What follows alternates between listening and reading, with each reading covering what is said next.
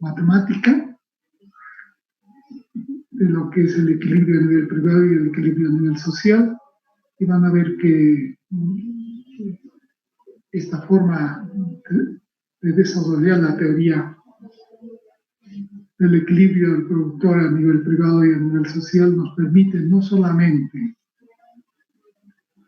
realizar una aproximación y aplicación a un ámbito específico de la realidad económica, como son los recursos naturales no renovables, sino que además nos da la posibilidad de poder entrar al ámbito y al plano de la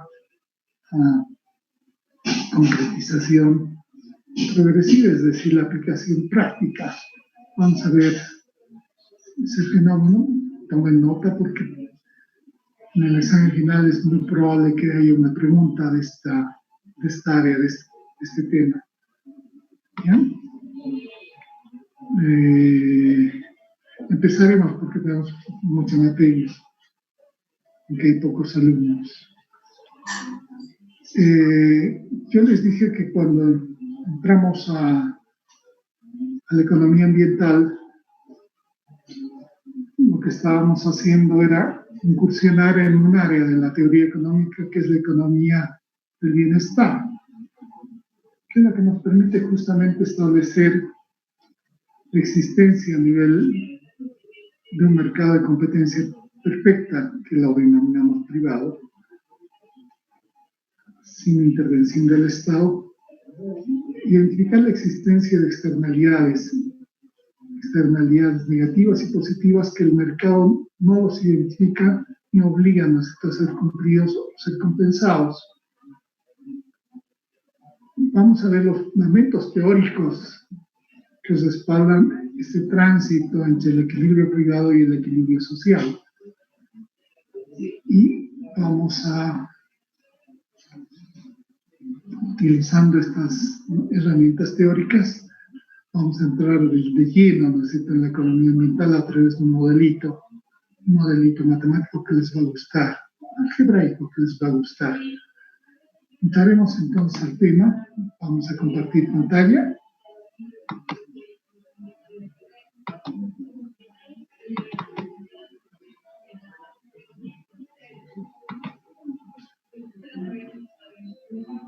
Bien. ¿Cuáles son los fundamentos y principios en los que se asienta la economía ambiental? Que la estamos viendo como una aplicación de la economía del bienestar al ámbito, ¿no es cierto?, de las externalidades y específicamente al ámbito de los recursos naturales no renovables. Vamos a trabajar básicamente 4 aspectos. El primero está relacionado con el concepto de optimalidad paretiana. El segundo, el principio de Stanley Jevons de marginalidad. Es el principio sobre el cual se asienta toda la teoría microeconómica, la teoría marginal. Luego vamos a entrar al concepto de tasa de descuento, porque hay análisis intertemporal. Y finalmente vamos a ver el concepto de tasa de descuento desde el punto de vista privado y desde el punto de vista social. Veamos el primer principio, fundamento que vamos a usar en el desarrollo de la economía ambiental, el principio de optimalidad paretiana.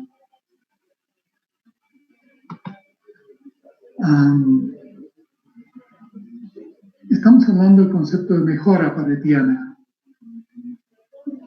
Y como ya hemos visto en el control, un cambio entre dos agentes económicos es socialmente deseable si mejora el bienestar de todos o al menos mejora el de alguno, sin desmejorar el de ningún agente económico.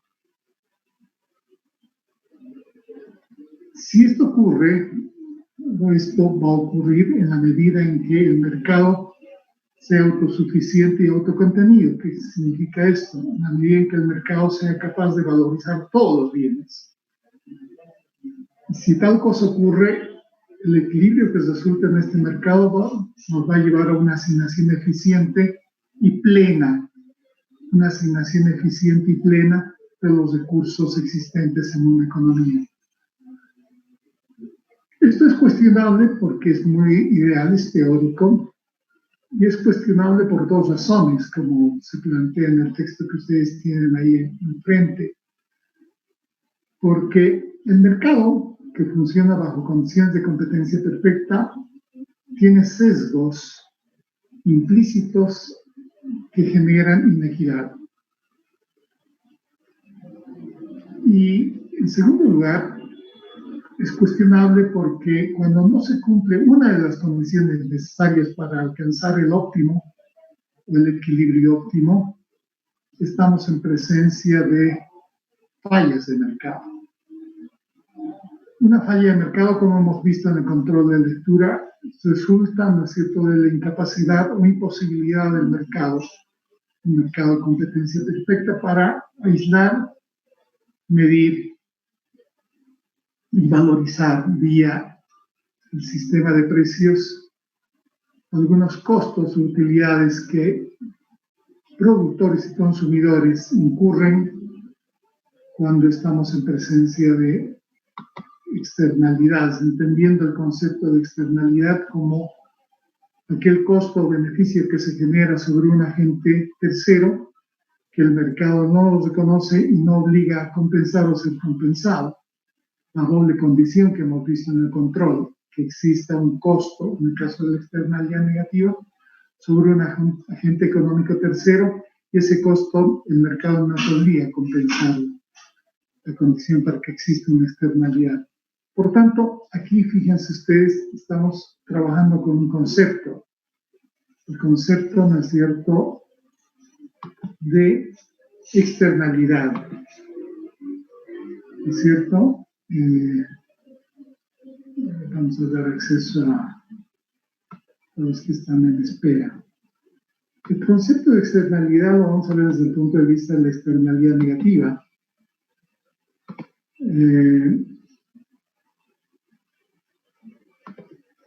Aunque esta externalidad puede darse también en el sentido positivo.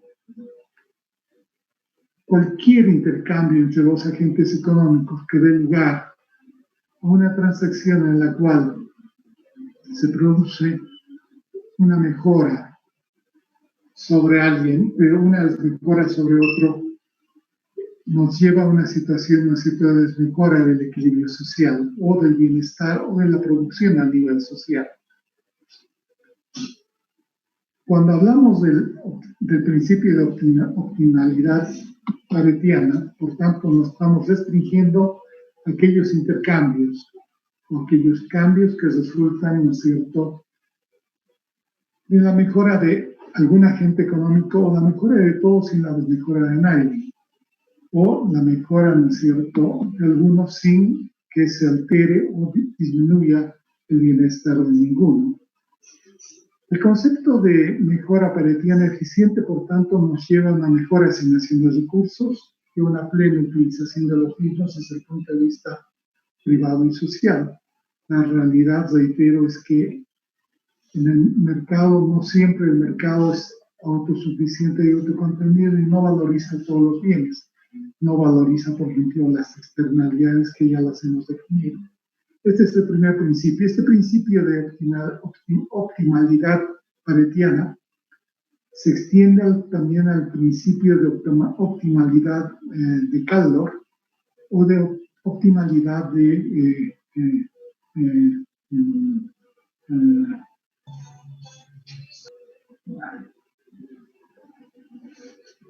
más amplio, que incluye el principio, ¿no es cierto?, de equidad o distribución igual del ingreso. Cuando hablamos del principio de optimalidad de Kaldor, nos estamos refiriendo no solamente a la comparación de costos y beneficios entre dos agentes económicos desde el punto de vista absoluto, ¿no es cierto? Es decir, que habría un cambio eficiente en el sentido correcto siempre y cuando nadie quede perjudicado. El principio de Kaldor nos lleva, ¿no es cierto?, a poder identificar y comparar los costos y beneficios medidos monetariamente, de tal modo que habrá un cambio eficiente en el sentido de Kaldor en la medida en que el valor monetario de los beneficios generados sobre algunos agentes económicos superen los costos monetarios generados por esta externalidad o por una externalidad. En el caso de que los beneficios sean mayores que los costos desde el punto de vista social, estaremos en una mejora caldoriana eficiente, de Kaldor eficiente. El principio de Zitowski, que también incorpora otro concepto de cambio eficiente en el sentido de Zitowski, plantea, por supuesto, una comparación tanto en términos absolutos como monetarios, como hemos visto antes, resultantes del intercambio entre dos agentes económicos, pero comparando dos momentos o situaciones diferentes. Un primer momento en el cual está dada la distribución del ingreso y podemos identificar costos o beneficios generados, ¿no es cierto?, sobre un agente económico tercero que el mercado no los reconoce, pero que suponen, ¿no es cierto?, beneficios mayores que los costos. Cuando introducimos el concepto, ¿no es cierto?, y la variable distribución del ingreso, Zitowski nos lleva a la comparación en cuanto a costos y beneficios. Los cambios resultantes en términos de la distribución del ingreso del cambio que nosotros estamos analizando. Si hay una mejora en la distribución del ingreso, estaríamos frente a un costo social. Si hay una mejora en la distribución del ingreso, estaríamos frente a un beneficio social y estaríamos aproximándonos a un óptimo. Desde luego, por el camino, ¿no es cierto?, de la introducción de estos conceptos de cambio eficiente en el sentido de Pareto, cambio eficiente en el sentido de Kaldor o cambio eficiente en el sentido de Zitowski, estamos, ni duda cabe, planteando la hipótesis de que el mercado, con un sistema de precios resultante del funcionamiento de un mercado de competencia perfecta, no es autocontenido ni autosuficiente. ¿Por qué? Porque no valoriza algunos costos y beneficios generados sobre terceros agentes, porque no reconoce la existencia de externalidades. Bueno, este es uno de los conceptos y principios que vamos a usar en esta parte del curso, que hemos usado en el control. El segundo concepto o principio, si es que no hay preguntas, es el principio de Stanley Jevons, el principio de equimarginalidad jevoniana. ¿Hay alguna pregunta respecto al concepto de cambio eficiente en el sentido de Pareto? Estamos recordando simplemente lo que ya hemos visto en el control, ¿se acuerdan?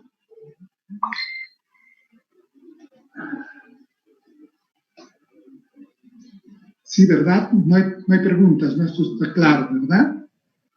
Veamos el principio de equimarginalidad. Este principio, que fue formulado por Stanley Jevons aproximadamente a fines del siglo XIX, que allá por la década de 1860 y 70, cuando se funda o se sientan las bases de la economía marginal, es un principio que nos lleva al concepto de usos alternativos y de equilibrio bajo la vigencia de usos alternativos para cualquier bien por el lado del consumo o por el lado de la producción. ¿Qué es lo que nos dice el principio segoviano de equimarginalidad? Vamos a admitir a los que están en sala de espera. Ok. ¿Qué es lo que nos dice el principio segoviano de equimarginalidad? Supongamos la existencia de un agente económico cualquiera que posee un recurso extra. Ese recurso puede ser un recurso natural, puede ser una renta monetaria, un ingreso, o puede ser una mercancía o un recurso natural. Suponemos que este recurso natural, esta mercancía o este ingreso, tiene dos usos alternativos distintos. Eso lo podemos ver, como ven ustedes en la pantalla. El recurso que un agente económico posee es X. Los dos usos alternativos en X1 y X2 son usos alternativos. Y la pregunta es, ¿cuál de los dos usos o cuál combinación de ambos es la que permite maximizar ya sea la utilidad o la producción, ¿no es cierto?, del poseedor de este recurso, porque puede ser que poseemos recursos o factores de producción y por tanto debemos hablar de optimizar y maximizar la producción. ¿Cuál va a ser la combinación de estos dos recursos en cuanto a su uso alternativo que permita, necesito maximizar ya sea la utilidad o la producción? Entonces nos planteamos que para maximizar la utilidad debemos igualar en el margen la utilidad, el incremento en el nivel de utilidad resultante de un aumento en el uso 1 y que se iguala al incremento en la utilidad resultante del incremento en el uso 2. Es decir, estaremos maximizando la utilidad cuando la tasa marginal de sustitución del bien X por el bien X por el bien X1 por el bien X2 se igualan, ¿no es cierto?, en términos de utilidad. Lo mismo se puede razonar en términos, ¿no es cierto?, de producción. Cuando el incremento, en este caso ya no vamos a hablar de utilidad, ¿no es cierto? Hablaríamos de nivel de producción generada, ¿no es cierto?, por el incremento de una unidad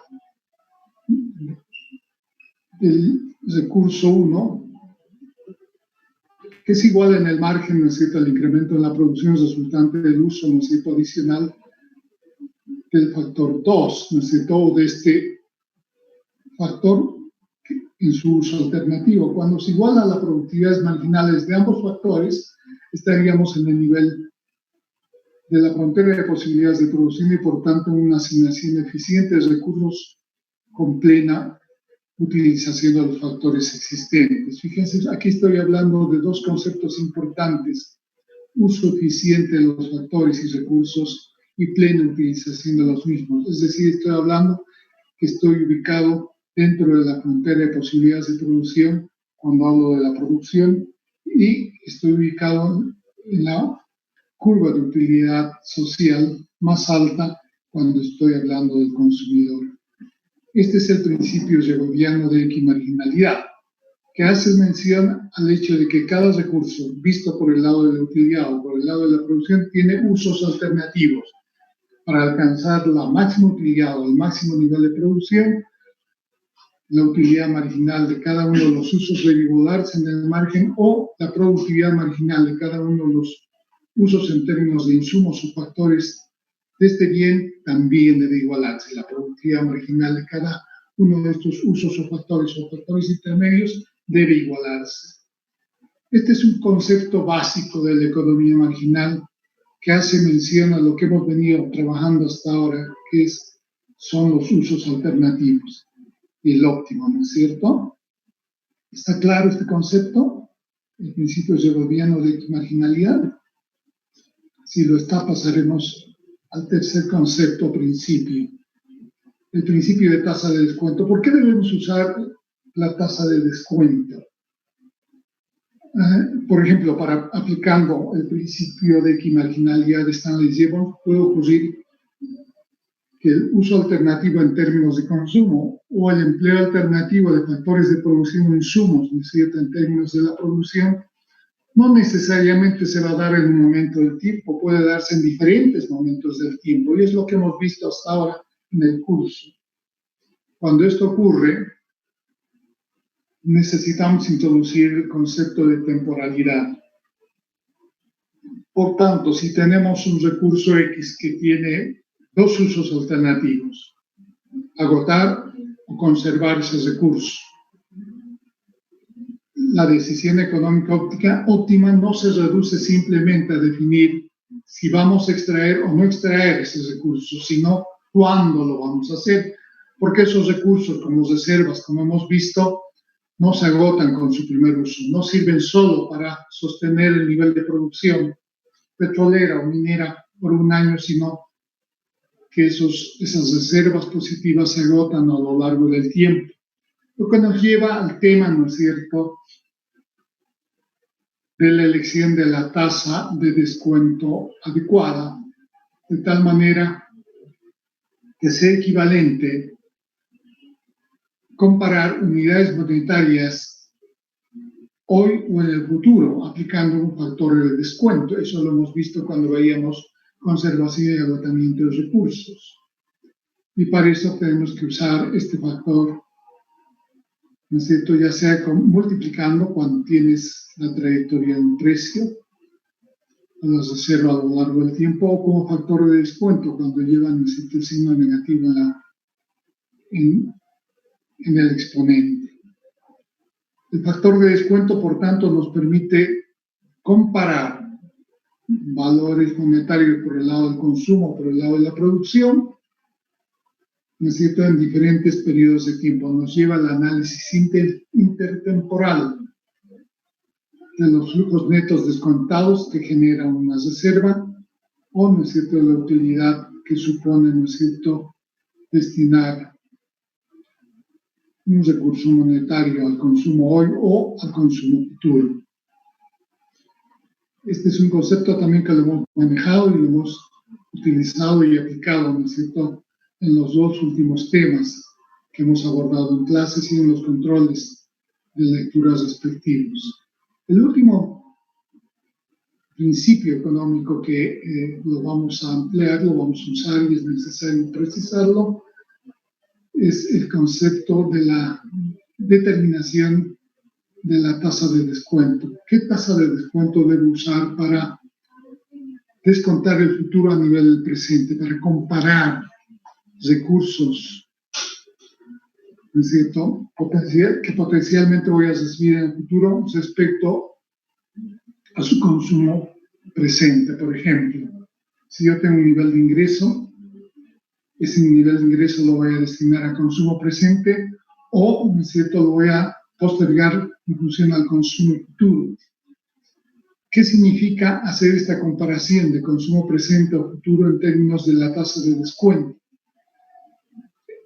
La definición de la tasa de descuento, que permite comparar flujos monetarios actuales, presentes o futuros, es muy importante y hay que verlo desde dos perspectivas.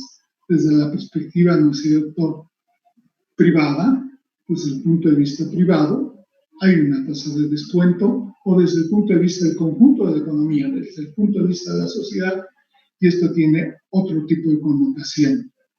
Veamos desde el punto de vista privado. ¿Qué es la tasa de descuento desde el punto de vista privado?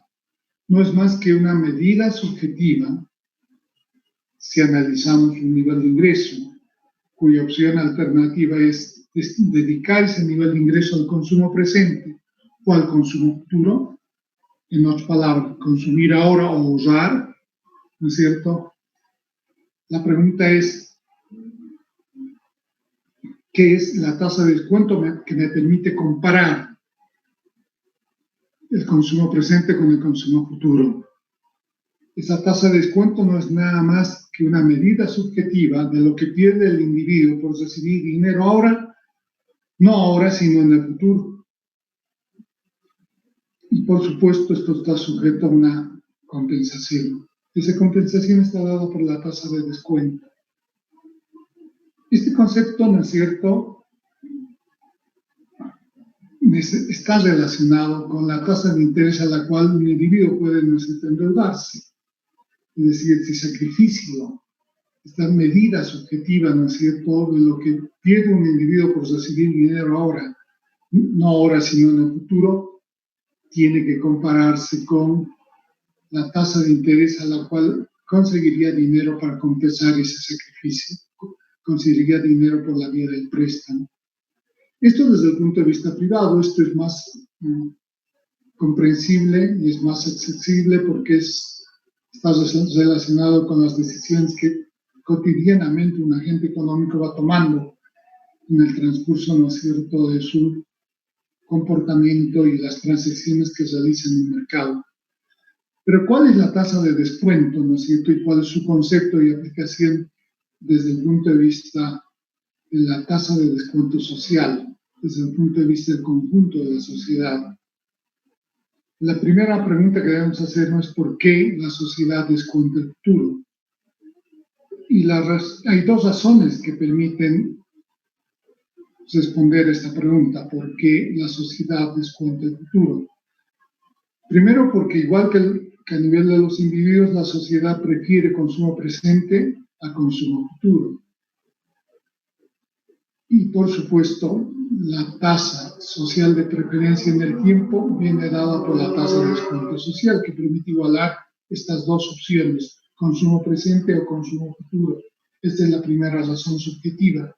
La segunda razón es objetiva y está relacionada con la productividad marginal del capital. Este concepto requiere un poquito más de desarrollo, porque cuando la sociedad renuncia al consumo presente, lo hace para obtener un consumo futuro mayor. En otras palabras, tú renuncias al consumo presente no solamente para tener el mismo nivel de consumo en el futuro, sino para tener un consumo mayor, un consumo futuro mayor. Y esto obviamente se puede aislar y medir a través del famoso coste de oportunidad social, que no es otra cosa que la productividad social, ¿no es cierto?, del capital.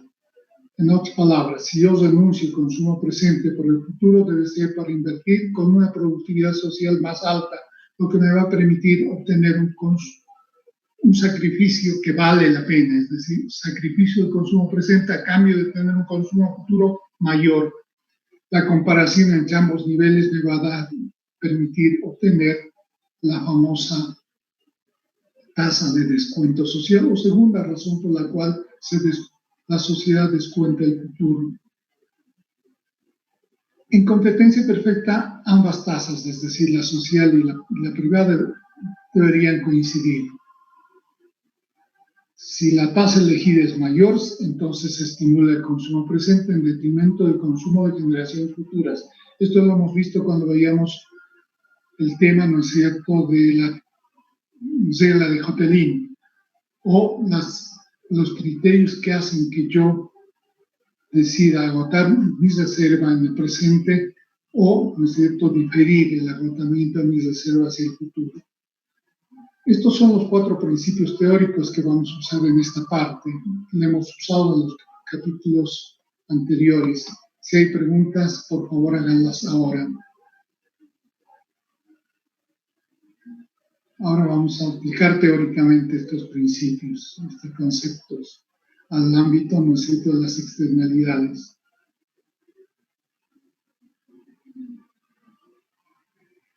Y antes vamos a ver los criterios básicos para evaluar el rendimiento de una inversión. Para evaluar el rendimiento de una inversión, cómo se evalúa un capital, es necesario ver los flujos netos descontados que genera este capital o esta inversión a lo largo del tiempo. Es lo que en economía conocemos como el valor actual neto, ¿verdad? El BAN. El BAN, ¿no es cierto?, de una inversión, o el BAN de una reserva, el BAN, ¿no es cierto?, de un capital, viene dado por el flujo neto descontado de recursos que se genera a lo largo del tiempo, menos la inversión que se hace en el periodo cero. Este es el flujo neto descontado cuando no hay costos, eso hemos visto antes, y esta es la inversión que se hace en el periodo de preproducción, en el periodo cero, antes del proceso, de iniciar el proceso, la etapa de producción.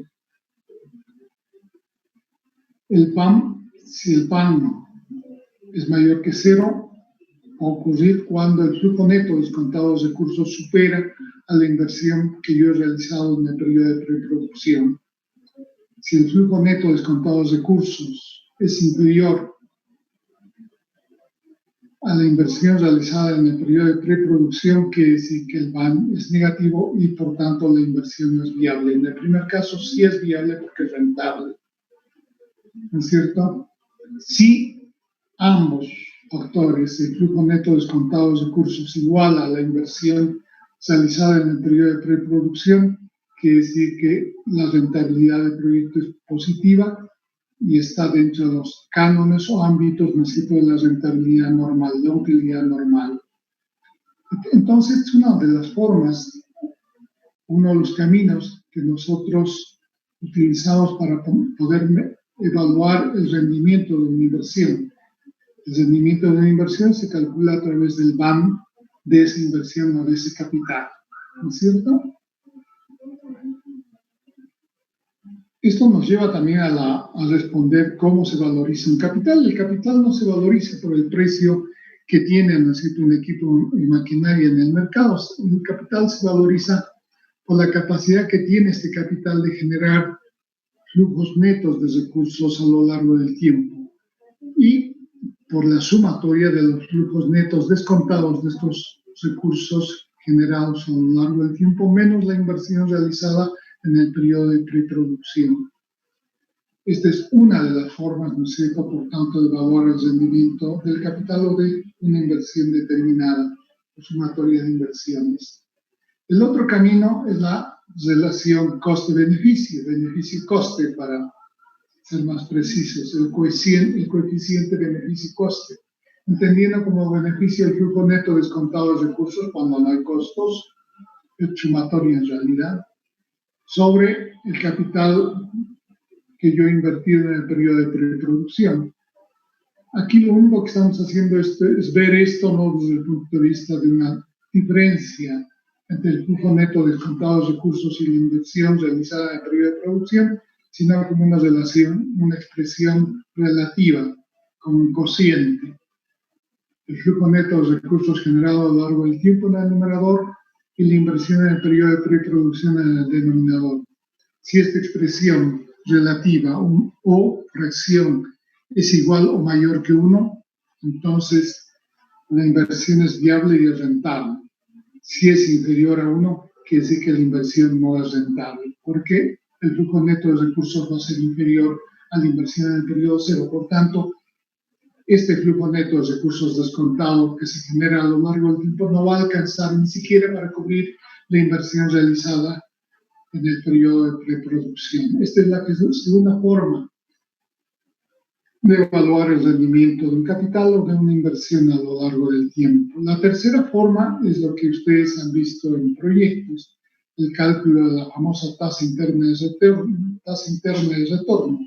¿Qué es la tasa interna de retorno? La tasa interna de retorno no es nada más un factor de descuento, es una tasa de descuento. Es aquella tasa de descuento que permite igualar estos dos factores.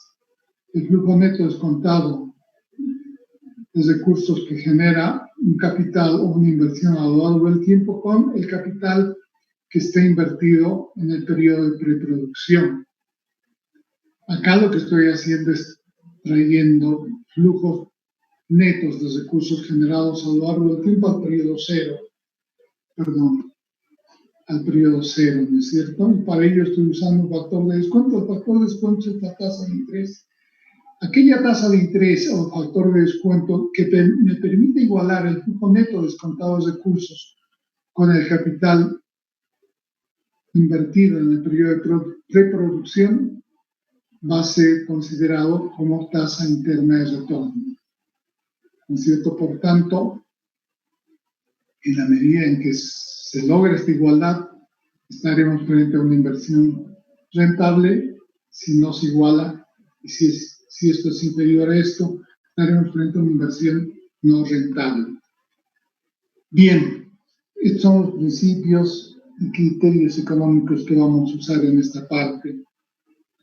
Entraremos al concepto de externalidades, si es que no hay preguntas. José, ¿tienes alguna pregunta?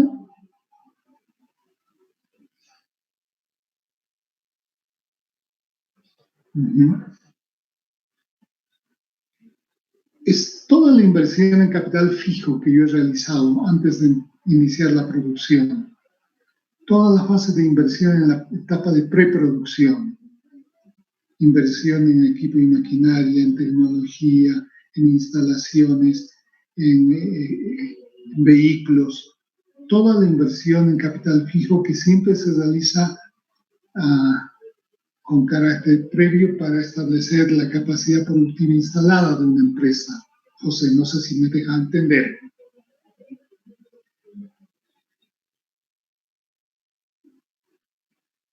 Incluye costos de exploración, la inversión de riesgo en prospección y exploración, e incluye las inversiones en equipo, maquinaria en la fase de minería, en la fase de concentración, en la fase de fundición y refinación. ¿Ya? Toda la inversión en capital fijo necesaria para contar con una capacidad productiva instalada en una empresa. ¿Ya? Una capacidad productiva instalada. ¿De acuerdo? Ok, ¿alguna otra pregunta? Bien. Entraremos entonces en nuestro tema.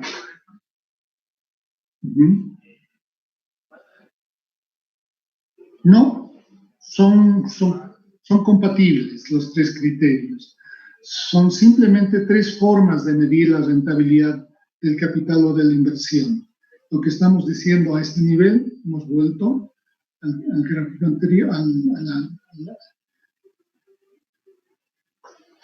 hemos vuelto a lo que ya habíamos visto. Son tres formas de medir y evaluar el rendimiento del capital o de una inversión, ¿ok? La una es, ¿no es cierto?, a través del BAN. El BAN no es más que la diferencia entre el flujo neto de recursos que genera un capital o una reserva a lo largo del tiempo, aplicando un factor de descuento, es decir, llevándolos del futuro al presente, menos el capital invertido en el periodo de preproducción. Es una forma de medir el rendimiento, ¿no es cierto?, de una inversión. O el valor del capital. El valor del capital se mide precisamente por esto. El valor del capital fijo. El valor del capital, ¿no es cierto?, expresado en términos de las reservas positivas, no se mide por el valor de la reserva multiplicado, ¿no es cierto?, por precio. Se mide por el flujo neto de recursos que va a generar esta reserva a lo largo de los años de producción que genera. Se mide por el flujo neto de recursos, que hay que descontarlos para traerlos del futuro al presente, que genera un capital fijo, que yo invierto para establecer una capacidad productiva instalada de una empresa en el momento actual, en el momento cero. Esta es una forma de medir, por tanto, el valor del capital.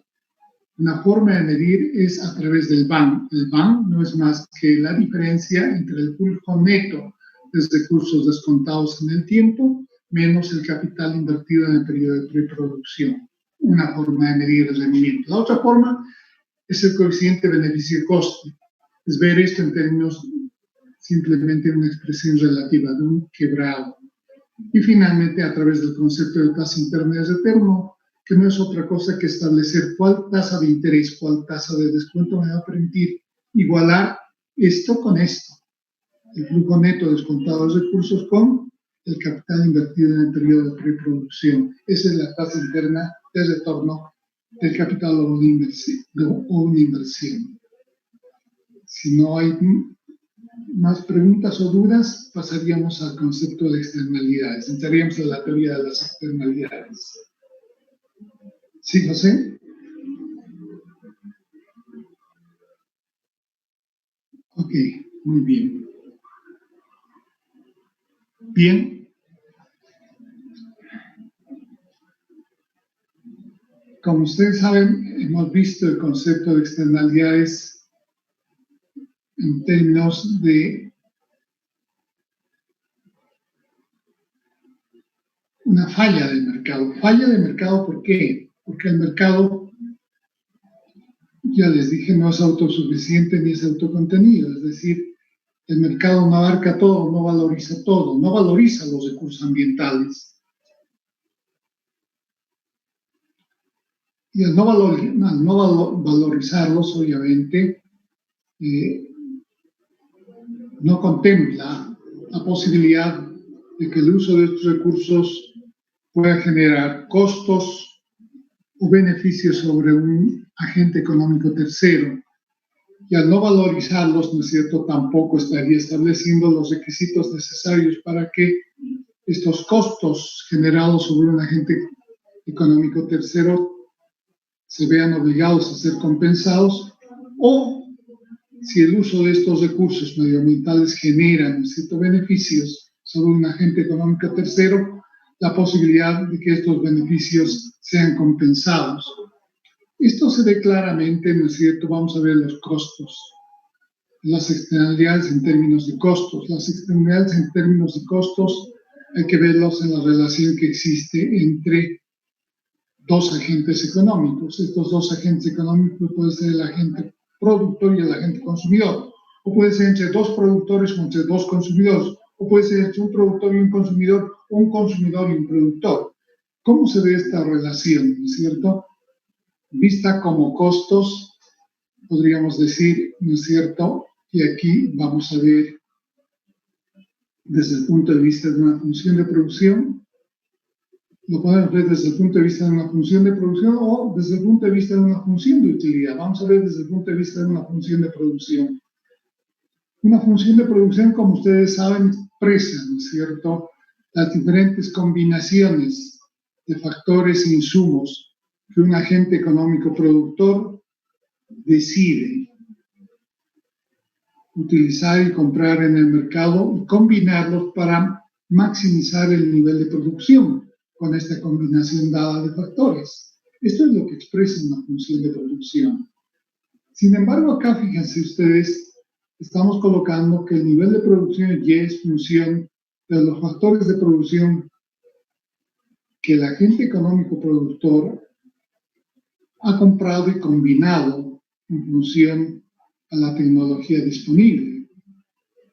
Por tanto, cuanto mayores insumos o factores de producción emplee, mayor será el nivel de producción. Esta es la relación que existe, es decir, entre ambos factores, insumos y producto.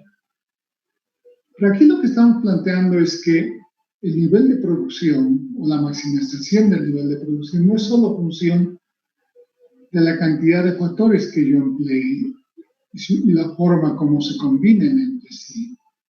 No solo función de las decisiones del productor individual, sino que también este nivel de producción va a depender del nivel de producción por parte de un tercer agente económico que no está vinculado a nosotros.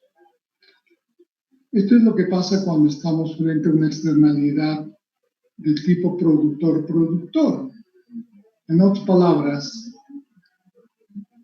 se aumenta la producción de un tercero y esto me permite aumentar el nivel de producción y estoy frente a una externalidad positiva. Esto se expresa cuando yo trabajo en el margen, en términos de derivadas, ¿verdad? La variación en el nivel de ingreso por un cambio en la producción que ha realizado un tercero, cuando me lleva a un incremento en el nivel de mi ingreso, estoy frente a una externalidad positiva. Veamos en términos concretos a qué nos estamos refiriendo en este caso. Habrá una externalidad positiva en la medida, por ejemplo, un ejemplo. Vamos a ir en términos bien concretos, bien prácticos, bien pragmáticos. Veamos el caso de Inti Raymi. Inti Raymi, como ustedes saben, es un proyecto que corresponde a la nueva minería, que supone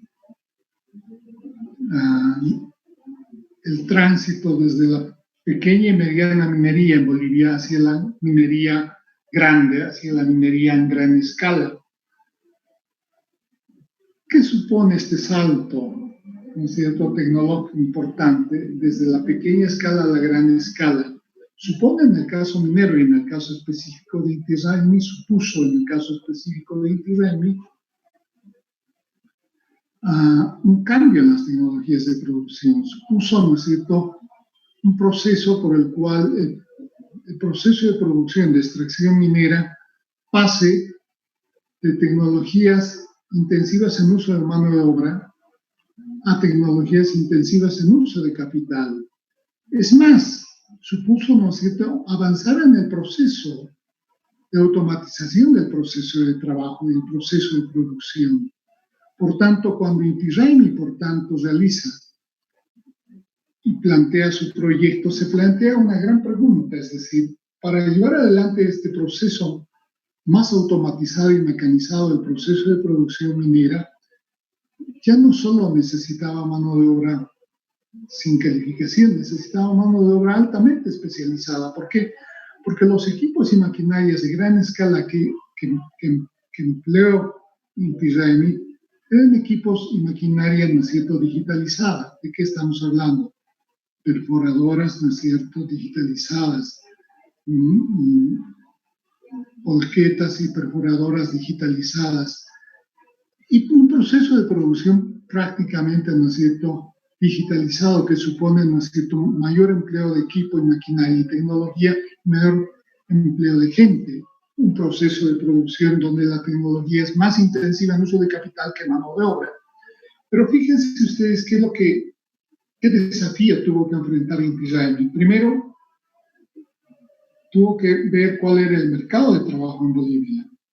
En Bolivia abundaba, obviamente, mano de obra no especializada, en otras palabras, trabajadores que no tenían conocimiento en informática, y mucho menos en procesamiento de la información informática, ¿no es cierto? Y no tenían conocimiento en cuanto a las tecnologías de la comunicación, Internet y todo lo demás. Entonces, ¿qué es lo que tuvo que hacer Inti Raymi? Inti Raymi lo que tuvo que hacer, obviamente, es para viabilizar su proyecto, capacitar, invertir en capital humano, formar a sus trabajadores para el manejo de las máquinas digitalizadas. Pero claro, fíjense ustedes cuál habría sido la decisión óptima desde el punto de vista de la sociedad en su conjunto. Ahora estamos comparando la economía privada con la economía social. Lo óptimo habría sido que Inti Raymi invierta en capital humano, capacitando a todos los trabajadores de Oruro o de Bolivia. Eso, desde el punto de vista de la lógica de Inti Raymi, no era obviamente conveniente. Inti Raymi, por tanto, lo que hizo fue invertir en capital humano en la cantidad de trabajadores que ellos necesitaban para mover sus equipos digitalizados. Pero ¿dónde radica, ¿no es cierto?, la externalidad positiva generada con esta inversión en capital humano?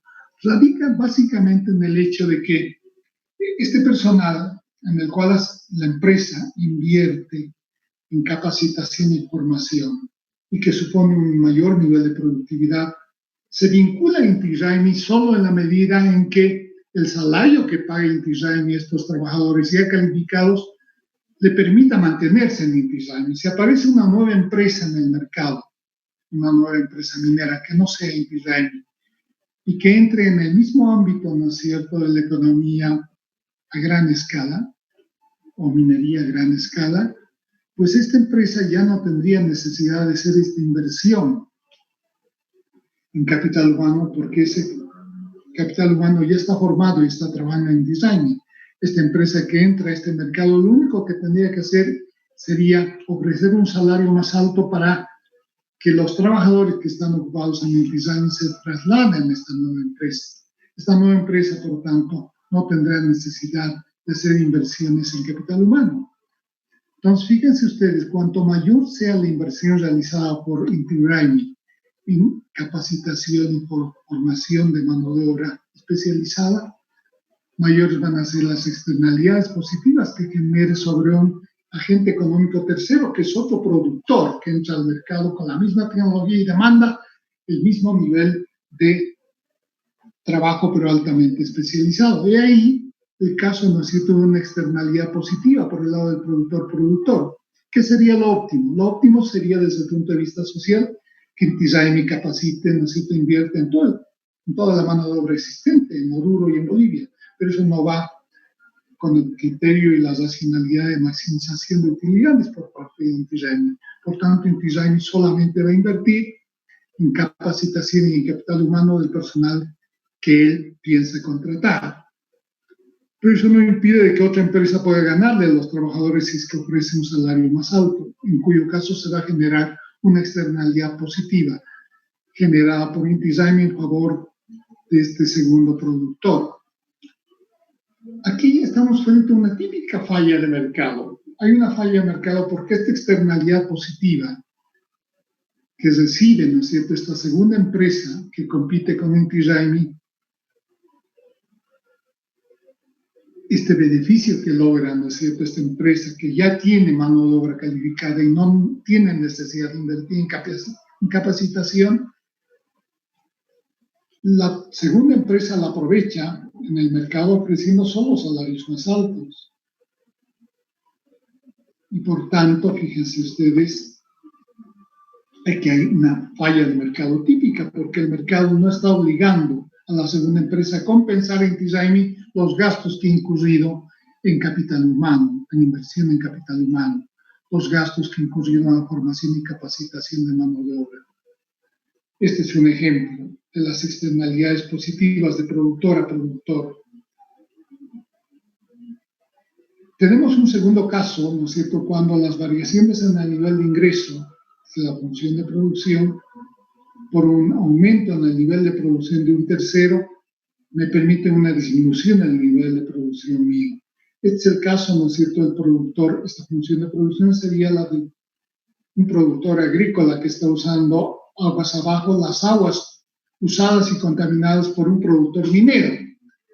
La producción minera estaría dada por W generada por un productor tercero. Fíjense ustedes.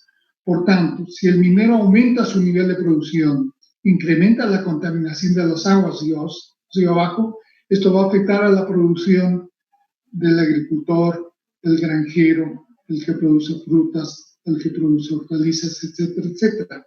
En la medida en que contamine más las aguas, ¿no es cierto?, el minero, el nivel de producción del granjero, el nivel de producción del ganadero, el nivel de producción del fruticultor va a ser menor y por lo tanto estaré frente a una externalidad negativa. Otra vez, aquí estamos frente a un costo generado por un tercero sobre el productor agrícola, que el mercado no lo valoriza, ni reconoce, ni obliga a compensarlo. Y estamos frente a una externalidad negativa. Aquí el concepto de externalidad se cumple a plenitud en las dos acepciones que hemos visto en las clases anteriores. Existirá una externalidad, ya sea positiva o negativa, en la medida en que exista un beneficio o un costo generado por un agente económico sobre un tercer agente económico que el mercado no los reconoce ni obliga a compensar o ser compensado. Estamos frente a externalidades de productor a productor en este caso, ¿verdad? Esto está claro porque hemos visto ya en el último control, ¿verdad? Pero acepto preguntas. Sí, José. Adelante, José, con tu pregunta. Ok. Bien, también podemos verlo desde el punto de vista de una función de utilidad, ¿verdad? La existencia de una externalidad. Habrá una externalidad en la medida en que la utilidad de un agente económico consumidor se vea afectado por las decisiones de mayor consumo por parte de un agente consumidor tercero, que es Z. En la medida en que aumente el consumo, ¿no es cierto?, de un bien, un tercero, puede afectar positiva o negativamente sobre la utilidad de este primer agente económico consumidor.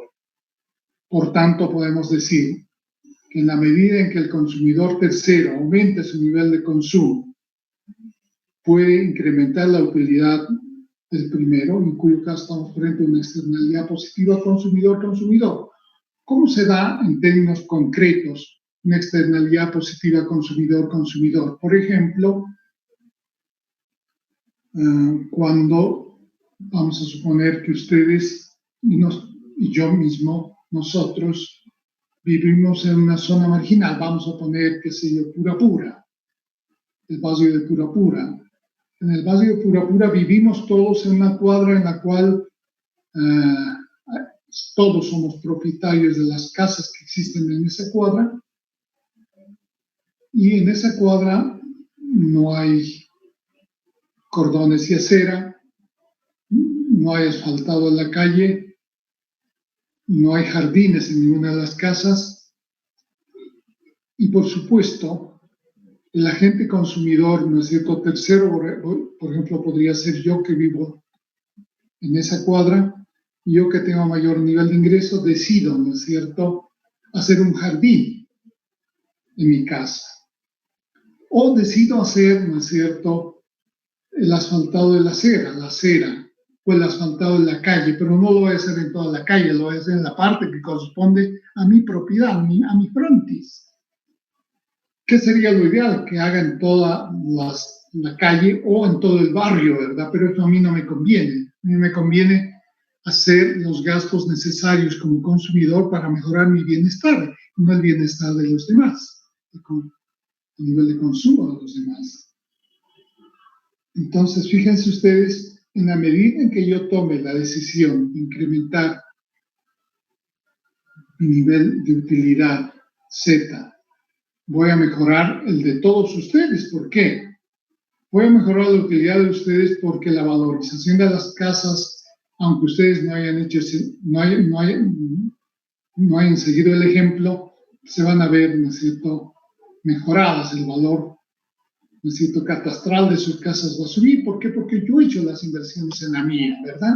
Y ahí estaré frente a una externalidad positiva. ¿Por qué es una externalidad positiva consumidor? Porque las decisiones, ¿no es cierto?, de hacer un jardín en mi casa, de hacer el cordón y acera en mi casa o el asfaltado en la parte de mi casa, van a permitir incrementar el nivel de bienestar de todos los que viven dentro de la cuadra o dentro, ¿no es cierto?, de un barrio o comuna. También se puede identificar una externalidad negativa consumidor-consumidor en la medida en que el incremento en el consumo de un consumidor genere una disminución del nivel de consumo del primer consumidor. ¿Cuándo ocurre esto? Vamos a ver un ejemplo. Cuando, por ejemplo, vamos a suponer que todos nosotros somos asiduos consumidores de diversión, ¿no es cierto? Qué sé yo, todos nosotros los días viernes y sábados salimos a tomar un trago a un bar, ¿no es cierto? Y a lograr un mayor nivel de satisfacción de nuestras necesidades de diversión. Entonces, ¿qué ocurre? Fíjense ustedes, todos estos agentes económicos, el agente económico, ¿no es cierto?, determinado y el agente económico tercero, salimos a un bar. Todos, en principio, ¿no es cierto?, el agente económico primero, que combina los diferentes tipos de tragos, son consumidores de tragos, pero sin cigarrillos, sin fumar, sin contaminar el medio ambiente. Y yo que estoy también, ¿no es cierto?, en el mismo bar, soy un consumidor tercero que asiste también al mismo bar, ¿no es cierto?, pero que consume tragos, pero lo hago, ¿no es cierto?, para aumentar mi nivel de satisfacción consumiendo cigarrillos. Por tanto, fíjense ustedes, en la medida en que yo aumente el consumo de tragos consumiendo más cigarrillos, voy a disminuir el nivel de bienestar de aquellos otros que obtienen bienestar y mayor utilidad solo consumiendo tragos y no cigarrillos. En este caso, se aumenta el nivel de consumo del consumidor tercero, donde se consume tragos y cigarrillos, va a disminuir el nivel de bienestar del primero, ¿no es cierto? Este sería el caso. El aumento en el consumo, ¿no es cierto?, el tipo que consume tragos con cigarrillos va a disminuir el nivel de bienestar de los otros consumidores y estaríamos frente a una externalidad negativa de consumidor a consumidor. También podemos ver, ¿no es cierto?, externalidades de productor a consumidor o de consumidor a productor, que hemos visto también en el control de lectura. No sé si este nivel tienen preguntas o dudas. Esto es fácil, ¿verdad? Aquí estamos aplicando el concepto de externalidad. Por el lado de la producción o por el lado del consumo, por el lado de la producción en la medida en que existe, ¿no es cierto?, un efecto sobre el nivel de producción derivado de un productor tercero, que el mercado no lo reconoce y no obliga a compensarlo. Estamos en una externalidad negativa. O el caso, ¿no es cierto?, de Inti Raymi, que invertía en capital humano, en la medida en que Inti Raymi aumenta su nivel de inversión en capital humano, va a beneficiar a otros productores que no van a tener que hacer ese gasto y tendremos una externalidad positiva productor-productor. Y lo mismo consumidor-consumidor. No sé si hay dudas al respecto, pero se ve el concepto de externalidad en sus dos acepciones, que existe un beneficio o costo generado por un agente económico tercero que el mercado no obliga a compensar o ser compensado. El concepto de externalidad, que tiene esas dos acepciones. ¿De acuerdo? Veamos más adelante. Entonces, fíjense ustedes, estamos en condiciones, por tanto, de hacer una comparación del equilibrio del productor a nivel privado y a nivel social. Cuando el mercado no reconoce la existencia de externalidades positivas o negativas, estamos frente a un equilibrio privado, donde se maximiza la producción y la utilidad privada, pero al mismo tiempo se maximizan los costes sociales. Por tanto, estamos en condiciones de poder establecer el punto de equilibrio, ¿no es cierto?, de una empresa contaminadora desde el punto de vista privado. ¿Cómo lo hacemos? A través de una función de utilidad, la función de beneficio privado total. Bueno, la función de beneficio privado total. Desde el punto de vista de una empresa contaminadora, una empresa privada, el beneficio privado total va a ser el resultado de restar el ingreso total, que es función, el ingreso va a ser función de su producción, menos el coste total. El coste total va a ser función del nivel también de producción. Ingresos menos costes, ¿qué es lo que me va a dar? Una función de beneficio. Cuanto esto, en la medida en que esto sea mayor que esto, el beneficio privado total va a ser más grande. Si estamos en un mercado de competencia perfecta, obviamente podemos descomponer el ingreso total en las dos variables, precio por cantidad producida y vendida. Si estamos en un mercado de competencia perfecta, el precio está dado, somos todos tomadores de precios. Por tanto, P va a ser P sombrerito y es una constante. La producción, ¿no es cierto?, que yo voy a generar y voy a vender en el mercado, sí es una variable. Y el costo, que es función de la producción que estoy generando. Por tanto, si yo quiero maximizar mi función de beneficio total privado, yo voy a obtener la condición de primer grado de optimización del beneficio. La condición de primer grado es derivar el beneficio total respecto de la producción, respecto de X. La derivada del beneficio total respecto de X me va a dar el beneficio marginal privado. Si derivo esto es una constante y es una variable, ¿no es cierto? La derivada de X respecto de X va a ser 1, me va a quedar P como constante. La derivada de Cx va a ser igual a C' X y por tanto voy a tener una expresión que es muy conocida por ustedes. La condición de primer grado es que la derivada primera del beneficio total respecto de la producción es igual a 0.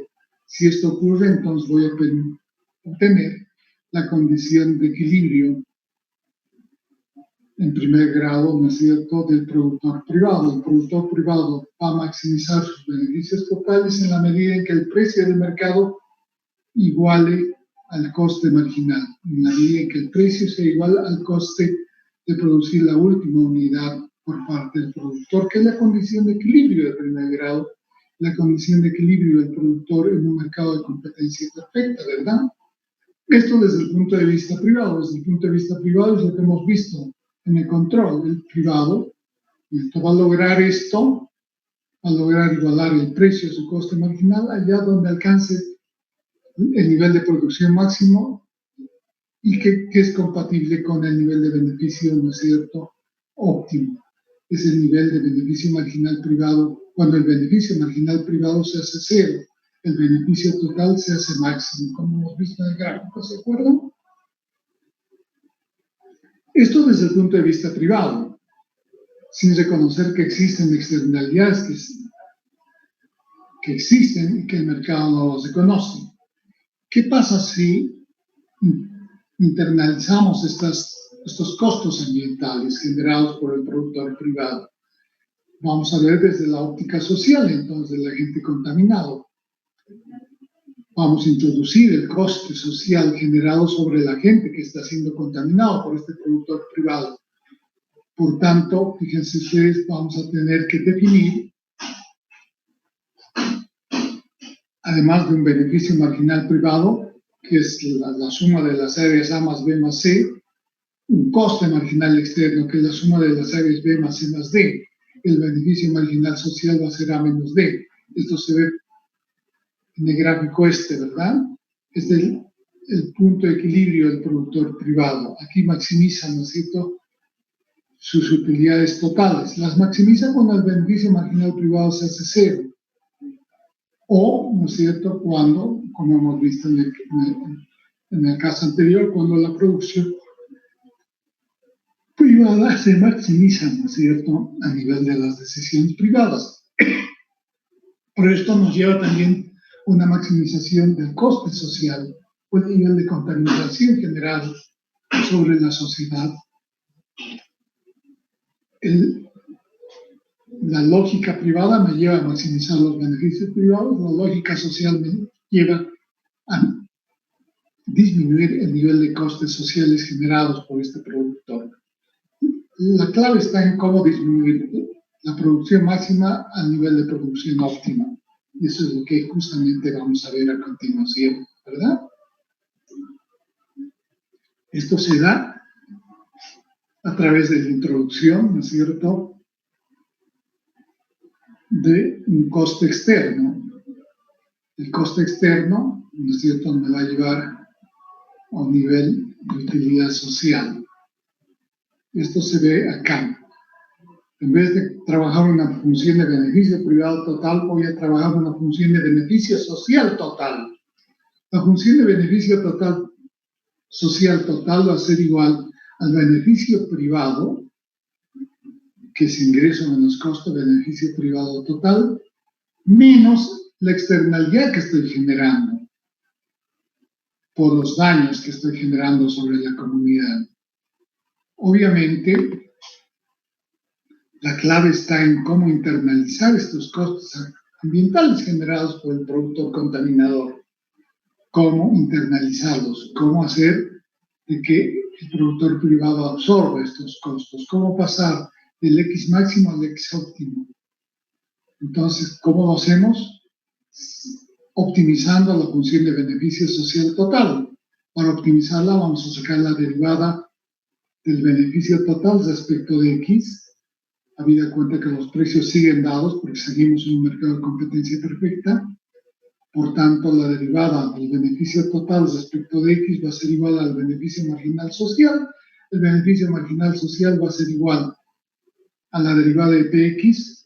Esta es una constante, esta es una variable. La derivada de X respecto de X es igual a 1, va a ser igual a P, menos la derivada del coste total, que va a ser igual al coste marginal, C'X, menos, estamos introduciendo, ¿no es cierto?, el coste social, o la externalidad que estoy generando con el nivel de producción minera, que derivada respecto a X me va a dar el coste marginal externo.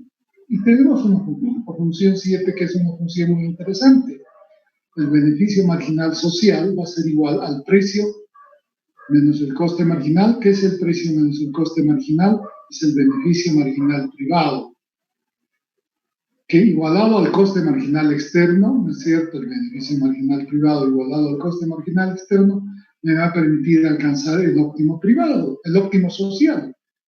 En otras palabras, cuando se igualen estas dos expresiones, voy a estar en el óptimo optimorum, que es este punto justamente, ¿no es cierto?, donde se igualan el beneficio marginal privado con el coste marginal externo.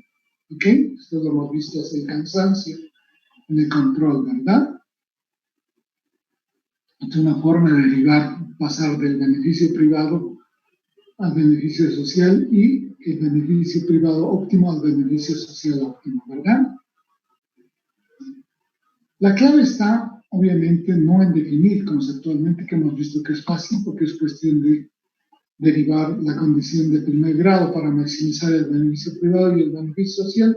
La clave está en cómo lograr pasar desde la producción máxima hasta la producción óptima, desde el beneficio privado máximo hasta el beneficio social óptimo, ¿no es cierto?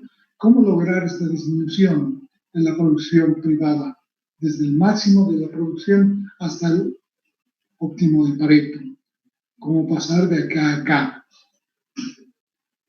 La teoría de la economía del bienestar me dice que lo voy a hacer en la medida, ¿no es cierto?, en que una empresa pueda internalizar estos costos por alguna de las 5 vías de política económica pública óptima: teorema de Coase, impuesto pigouviano, intervención gubernamental directa, subsidios o, ¿no es cierto?, a través de un mercado secundario. Pero antes de entrar a la política pública óptima, trataremos, ¿no es cierto?, de darle una aplicación midiendo, ¿no es cierto?, estas áreas que son tan importantes, estas áreas, ¿no es cierto?, cuando estamos comparando el beneficio total, que no es más que, ¿cómo definiríamos el beneficio privado total acá?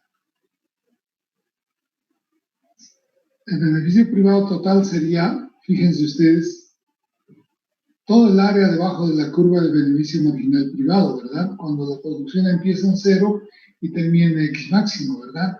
En otras palabras, sería la integral del beneficio marginal privado cuando la producción empieza en 0 y termina en X máximo. ¿Está claro esto? ¿Está claro este concepto?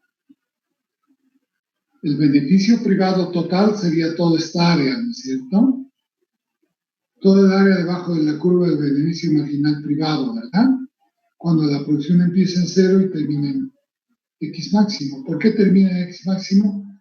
Porque aquí estoy en mi punto de equilibrio privado, cuando el coste marginal igual al precio, ¿no es cierto? Y por tanto, cuando estoy frente a un beneficio marginal privado igual a 0, estoy maximizando mi beneficio total, que no es más que todo el área debajo de la curva del beneficio marginal privado. Esto lo hemos visto de control, ¿está claro? Pero si quieren alguna aclaración extra, adelante con las preguntas.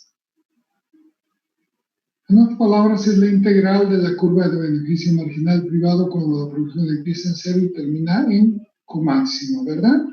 Ese es el beneficio privado total, que es el área debajo de la curva de beneficio marginal privado. ¿No es cierto? ¿Sí? ¿Está claro este concepto? Ok. Razonamos del mismo modo, ¿no?, cuando tenemos la construcción de la curva de coste marginal externo, ¿verdad? En otras palabras, ¿cuál es la magnitud y el valor de la externalidad total que genera este minero? Va a ser igual al área debajo de toda la curva de coste marginal externo. La curva de coste marginal externo es esta, y todo el área debajo de esta curva es la integral de esta curva de coste marginal externo cuando la producción empieza en 0 y termina en X máximo. Aquí voy a tener el nivel de externalidad más grande, mayor, ¿no es cierto?, que es la que resulta, ¿no es cierto?, de la existencia de una externalidad que el mercado no las conoce, no la valoriza y no obliga a compensarla por parte de un privado. El secreto está en cómo pasar del X máximo al X óptimo, cómo obviamente lograr este tránsito del X máximo, de la producción máxima a la producción óptima, ¿no es cierto? Pero fíjense ustedes, aquí hemos identificado ciertas áreas, ¿verdad? El área A, el área B, el área C y el área D. No visto desde la perspectiva de las integrales, sino viendo geométricamente, obviamente el beneficio total a qué sería igual, al área A más el área B más el área C, ¿verdad? Esta área más esta área más esta área sería igual al beneficio total, ¿verdad? Que es la integral del beneficio marginal privado cuando la producción empieza en 0 y termina en X máximo. ¿Está claro? Reitero, el beneficio privado total sería igual a más B más C, ¿verdad? ¿Se acuerdan? Claudia, tienes una pregunta, dime, hijita. No, licenciado, toda esa parte está claro. Ya. José, ¿tienes alguna pregunta? Ok. Bien. Del mismo modo, ¿no es cierto?, yo puedo medir la externalidad total que está generando este productor minero, que como externalidad, ¿no es cierto?, el mercado no la reconoce ni obliga a ser compensada, que viene dada por todo el área debajo de la curva de coste marginal externo, cuando la producción empieza en cero y termina en Q máximo. La externalidad total o el coste social total generado y no reconocido por el mercado es B más C más D. Es la suma de estos tres triángulos, ¿verdad? Entonces tengo un beneficio privado total que es A más B más C y tengo un coste social que es B más C más D. Por supuesto, si quiero establecer cómo llegar a este punto, A más B más C, debería restarle a B más C. Es decir, debería restar esta área menos esta otra área, que es lo que justamente se hace en este caso, ¿no es cierto? Vamos a ver un ejemplo para aislar y medir justamente estas áreas. ¿Qué representan estas áreas? Estas áreas representan, reitero, el beneficio privado total, que es el área debajo de la curva del beneficio marginal privado, y la externalidad total o el coste social total, que es B más C más D, que es el área debajo de la curva de coste marginal externo cuando la producción empieza en cero y termina en producción máxima. ¿No es cierto? La diferencia entre el beneficio total y la externalidad total, que es lo que yo voy a, por algún medio, internalizar, me va a permitir, ¿no es cierto?, establecer que la resta entre A más B más C menos B menos C menos D va a ser igual a A menos D. Va a depender, obviamente, de que esta área, que es el beneficio social óptimo, sea mayor que el coste social, ¿no es cierto?, que por algún medio es necesario eliminar o, ¿no es cierto?, disminuir. A menos D. A más B más C menos B más C más D va a ser igual a A menos D. Cuando yo bajo del nivel de producción máximo al nivel óptimo, estoy reduciendo D a cero. Y A, ¿no es cierto?, la estoy convirtiendo en máximo. El beneficio social óptimo se hace máximo, porque la externalidad social, al ser disminuida, llega a cero cuando esto baja acá, ¿verdad? ¿Cómo hacer esto en un ejemplo? Veamos el ejemplo, ¿no es cierto? Vamos a dar numeritos y vamos a trabajar con funciones. Vamos a suponer que el precio que está dado en el mercado para este producto va a ser 10, por ejemplo, ¿ya? El precio es 10. El coste marginal va a ser igual a X. O sea, la derivada del coste total, que es el coste marginal, es igual a X. La función, por tanto, del coste marginal externo, esta función es X. Esta curva es X. Esta curva es X, ¿no es cierto? La curva que define el coste marginal externo es X. X, ¿ya? Coste marginal externo es igual a X. Es lo que define la trayectoria de la curva de coste externo o el coste social que está generando este productor minero. Y además tenemos que hay un coste marginal externo. Hay un coste marginal privado que es X y un coste marginal externo que es 0,5X. Entonces, obviamente, tengo un coste privado marginal que es X y un coste marginal externo que es 0,5X. Y son los datos de mi problema, de mi ejemplo. El precio es 10, el coste marginal privado es X, el coste marginal externo es 0X, la mitad del coste marginal. ¿Ok? Entonces, ¿qué tenemos? Necesitamos calcular.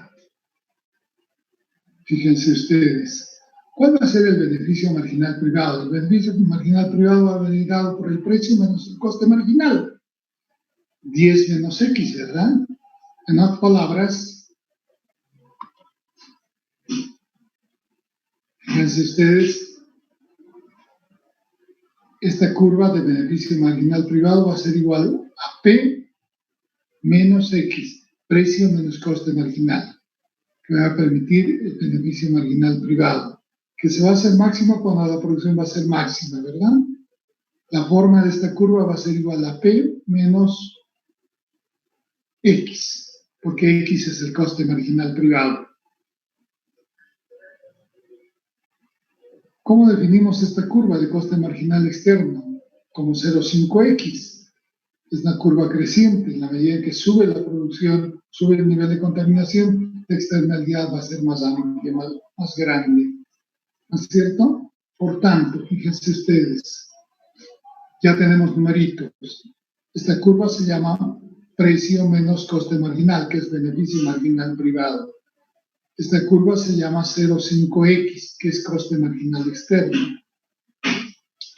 Entonces, ¿qué es lo que estoy buscando? Estoy buscando darle numeritos a estas áreas, al área A, que es el beneficio social óptimo, al área B, que es la externalidad óptima, y el área C más D, que es la externalidad que por alguna medida o alguna medida de política pública óptima, por algún camino debo eliminar.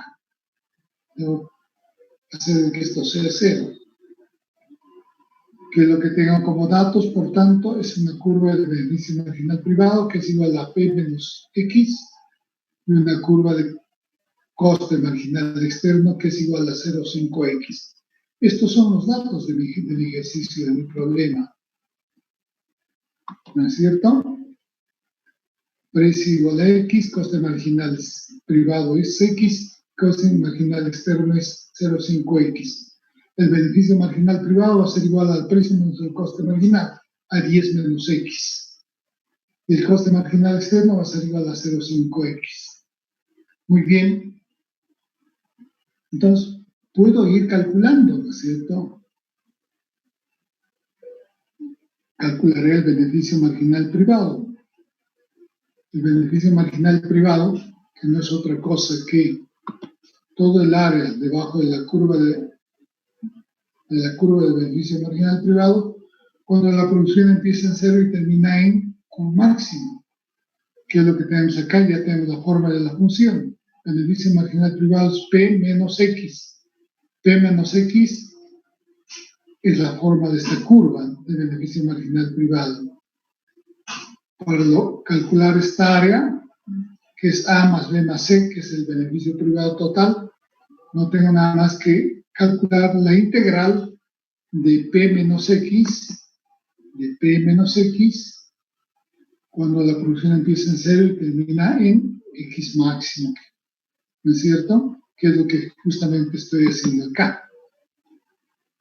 El beneficio privado total va a ser igual a la integral de 10 menos X cuando la producción empieza en cero y termina en 10, que es el nivel de producción máximo. ¿Cómo he logrado que mi producción privada óptima desde el punto de vista privado sea 10? Porque yo conocía que el beneficio marginal privado era 10 menos X. Por tanto, esto igual a 0, y por tanto, el nivel de producción máxima o que maximiza el beneficio privado va a ser igual a 10. En otras palabras, estoy en este punto, ¿no es cierto? Estoy en este punto, donde el beneficio marginal privado es 0 y donde el nivel de producción es máximo. El nivel de producción máximo va a ser 10, de acuerdo a lo que hemos calculado. ¿No es cierto? Aquí, el X máximo va a ser 10, ¿no es cierto? Lo que hemos calculado. ¿Cómo lo hemos hecho? Sacando la derivada del beneficio privado total, y esto me ha dado 10 menos X, ¿no es cierto? Igualando a 0. Por tanto, X va a ser igual a 10, pasando esto al otro lado. La producción máxima que maximiza el beneficio va a ser igual a 10. Por tanto, el beneficio marginal privado total va a ser igual a la integral de 10 menos X cuando la producción de X empieza en 0 y termina en 10. Reemplazando estos valores, resolviendo esta integral, La integral de 10 va a ser igual a 10x cuando la producción empieza en 0 y termina en 10. Y la integral de menos x va a ser igual a menos. La integral de x va a ser igual a x cuadrado sobre 2, porque la derivada de x cuadrado sobre 2 me va a dar igual a x, el de inversa, ¿verdad? Por tanto, resolviendo la integral me va a dar 10x menos x cuadrado sobre 2. Todo esto cuando la producción empieza en 0 y termina en 10. En otras palabras, valorizando en 10 el valor máximo, el valor mínimo en 0. Valoricemos en 10 el valor máximo. 10x va a ser igual a 100. X al cuadrado va a ser igual a 100, dividido entre 2 va a ser 50. 100 menos 50 va a ser 50, quiere decir que A más B más C, la utilidad total va a ser igual a 50. El área, por tanto, está debajo de la curva de beneficio marginal privado. Todo esto A más B más C va a ser igual a 50, ¿verdad? A más B más C va a ser igual a 50. Es lo que acabamos de calcular. ¿Está claro eso? ¿Está claro? ¿Cómo hemos llegado al valor de 50? ¿Está claro? Simplemente calculando la integral del beneficio marginal privado cuando la producción empieza en 0 y termina en 10, ¿verdad? Porque la producción privada máxima es 10, ¿no es cierto? El beneficio privado total va a ser igual a la integral del beneficio marginal privado. El beneficio marginal privado es 10 menos x, cuando la producción empieza en 0 y termina en 10. Sacando la integral de esto va a ser igual a 10x. La integral de esto va a ser x cuadrado sobre 2. Y testeo el valor máximo, porque el valor menos el valor mínimo, el valor máximo va a ser igual a 10 por 10, 100. Y 10 al cuadrado va a ser 100 sobre 2, 50. 100 menos 50 es igual a 50. Por tanto, 50 va a ser igual al beneficio privado total, A más B más C, a todo el área debajo de la curva de beneficio marginal privado, cuando la producción empieza en 0 y termina en x10, ¿verdad? ¿De acuerdo? ¿Me están siguiendo? Sí, licenciado. Ok. Del mismo modo procedemos, ¿no es cierto?, a calcular la externalidad total. La externalidad total, de acuerdo a nuestro gráfico, va a ser igual a todo el área debajo de la curva de coste marginal externo. ¿Cómo hemos definido la curva de coste marginal externo? La hemos definido como 0,5x, ¿no es cierto? Entonces, vamos a calcular la integral de 0,5x cuando la producción empieza en 0 y termina en 10. Esta es la integral que está calculada acá. La integral del coste marginal externo, que es 0,5x, cuando la producción empieza en 0 y termina en 10, el máximo de producción privada. Sacamos la integral de esto. Esto va a ser x cuadrado sobre 2.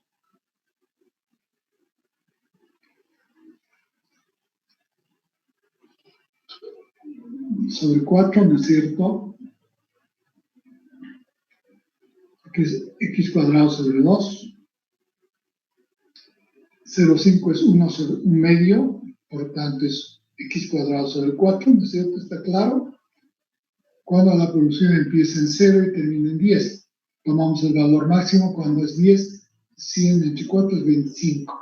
El valor mínimo es 0, x0 es 0, por tanto el coste social total, la externalidad total, que es igual a B más C más D, va a ser igual a 25. Estamos en condiciones, por tanto, de establecer cuál sería el beneficio social, ¿no es cierto? Es el beneficio privado total sobre el costo externo total. Eso va a ser 100 menos 25, esto nos va a dar, perdón, 50 menos 25 nos va a dar un valor de 25. El beneficio marginal social el beneficio marginal social va a ser igual al beneficio marginal privado menos el coste marginal externo cuando la producción empieza en 0 y termina en X10. Hacemos justamente el ejercicio y vamos a llegar al X óptimo, porque obviamente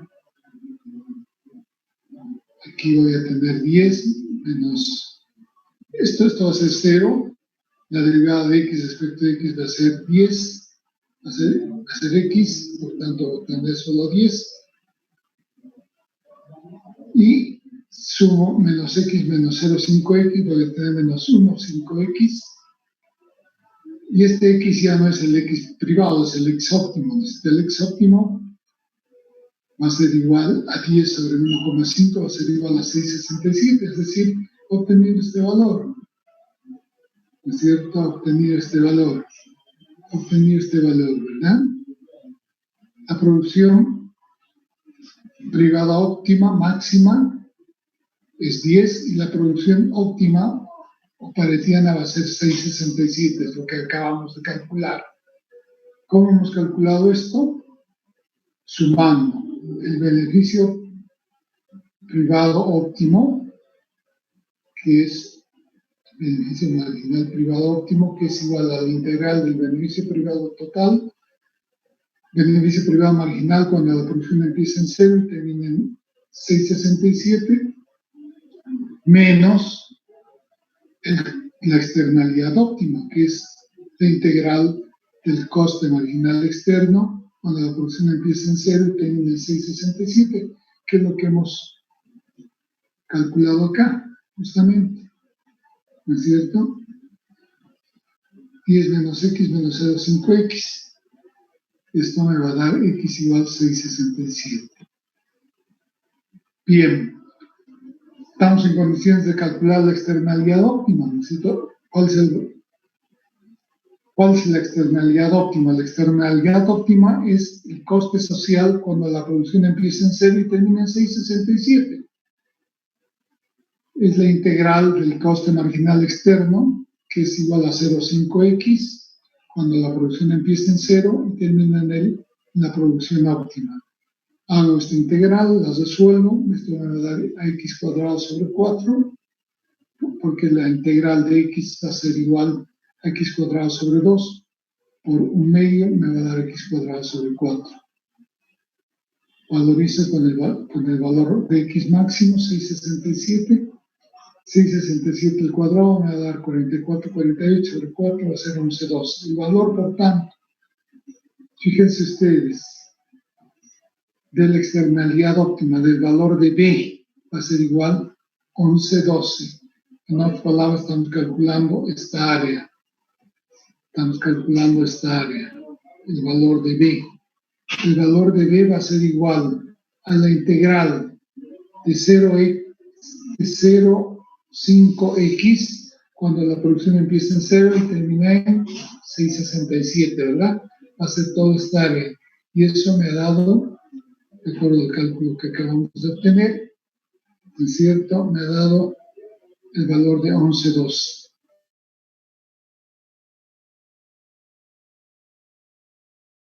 El beneficio social total va a ser igual al beneficio marginal privado cuando la producción empieza en 0 y termina en la producción óptima, en el punto óptimo de Pareto, resolviendo la integral, vamos a tener a que esto es a 66,70 menos 44 menos 22, por tanto 66 menos 22 me va a dar 44,45, que va a ser igual al beneficio social total, A más B. ¿Por qué A más B? Porque el beneficio social total va a ser igual a A más B. Es todo el área debajo de la curva de beneficio marginal privado. ¿No es cierto? Toda esta área. ¿No es cierto? El beneficio social óptimo neto va a ser igual a esto menos esto. Es lo que acabamos justamente de calculado, ¿no es cierto? El beneficio social óptimo, por tanto, va a ser igual a lo que acabamos de calcular, 8.33. En otras palabras, fíjense, utilizando integrales y conociendo la forma de las curvas de beneficio marginal privado y coste marginal externo, puedo obviamente calcular las áreas correspondientes a cada una de estas regiones. El beneficio social óptimo, el beneficio privado óptimo, la externalidad óptima, que es B, y la externalidad que por algún medio debo eliminar. ¿No? He calculado esto, calculado esto, calculado esto más esto, he calculado esto solamente y he calculado también esto mismo. ¿No es cierto? ¿Cómo se calcularía la externalidad que debo, necesito eliminar? Lo calculo a través del área debajo de la curva de coste marginal externo. El coste marginal externo es 0,5x. El integral de 0,5x, cuando la producción empieza en 6,67 y termina en 10. Eso me va a dar toda esta área. ¿No es cierto? Hago ese cálculo, voy a tener C más D, que hemos hecho y procedido al cálculo, ¿no es cierto? Utilizando integrales puedo obtener y valorar cada una de estas áreas, ¿verdad? A más B, C, A más B más C, o B más C más D. ¿Cómo obtengo B más C más D? Calculando la integral de 0,5x, cuando x empieza en 0 y termina en 10. ¿Cómo calculo la externalidad óptima? Como la integral de 0,5x cuando x empieza en 0 y termina en 6,67. ¿Cómo calculo la externalidad que por algún camino debo eliminar? Como la integral de 0,5x cuando x empieza en 6,67 y termina en 10, ¿no es cierto? Que es lo que hemos hecho calculando las integrales anteriores. ¿Está claro esto? ¿Hay preguntas?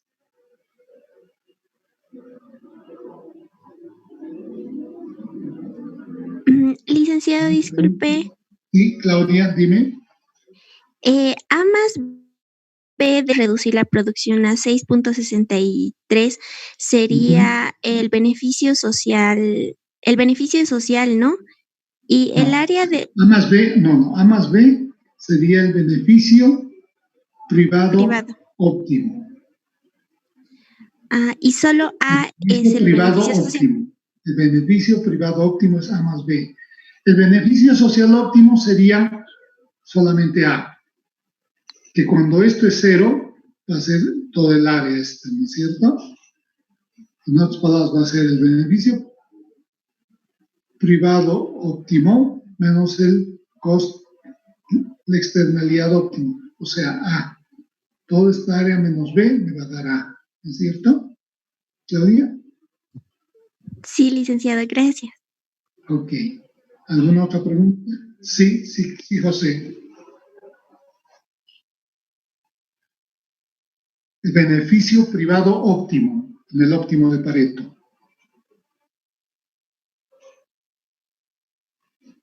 Es la externalidad óptima. B es la externalidad óptima.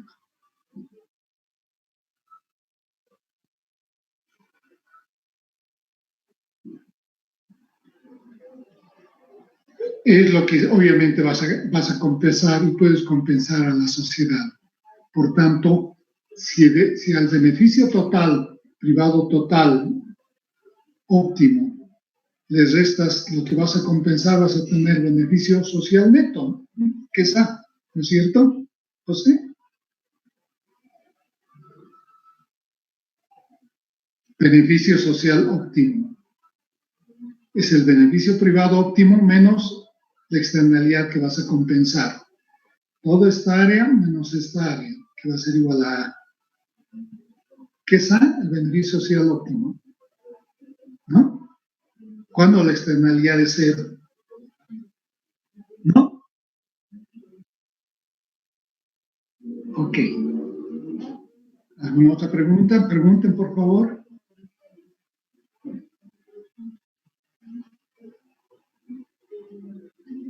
No las recargaré más, quedaremos acá. Lo demás vamos a ver en la próxima clase, ¿ok? Hasta aquí. Esto debería quedar claro, ¿verdad? Es sencillo.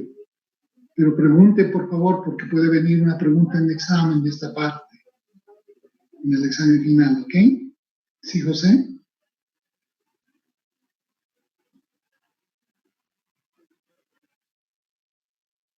Ok. ¿Han visto cómo se aplica la economía ambiental o la economía del bienestar a la práctica? Todo radica en el secreto, ¿no es cierto? La pregunta obvia que no me han hecho mis alumnos y esperaba que me la hagan era, ¿cómo obtener este P-X, el beneficio marginal privado? Yo traslado la pregunta a mis alumnos, ¿cómo obtendrían el beneficio marginal privado o el beneficio privado total cuando la producción alcanza su máximo, el máximo privado? ¿De dónde obtendrían esos datos del beneficio privado total?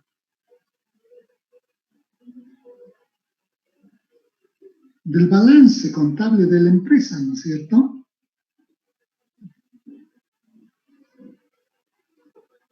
Y del estado de pérdidas y ganancias. En el estado de pérdidas y ganancias van a tener los ingresos totales menos los costos totales. Cuando restan los ingresos totales menos los costos totales, van a tener el beneficio total.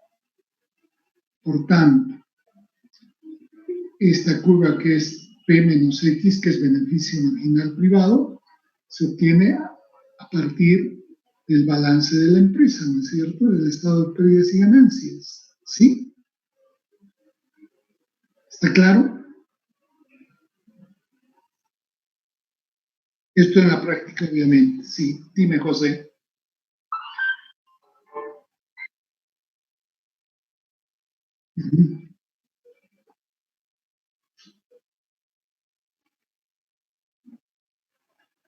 Obviamente, esto es lo que el mercado te dice. El privado ha maximizado sus beneficios. ¿A cuánto ascienden esos beneficios totales? Cuando vas a su estado de pérdidas y ganancias, restas el ingreso total del coste total, restas el ingreso total del costo total y vas a tener el beneficio total. ¿Qué es esto? Entonces, ¿cómo se obtiene la curva de beneficio marginal privado? El balance del estado de resultados, el estado de pérdidas y ganancias de la empresa. ¿No es cierto? Es un dato objetivo. Tomen el balance de cualquier empresa y obtienen el beneficio total, ¿verdad? ¿No es cierto?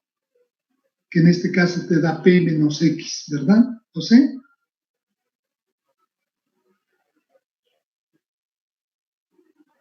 La otra pregunta que esperaba que me hagan, ¿cómo voy a obtener el coste marginal externo, que había sido igual a 0,5x?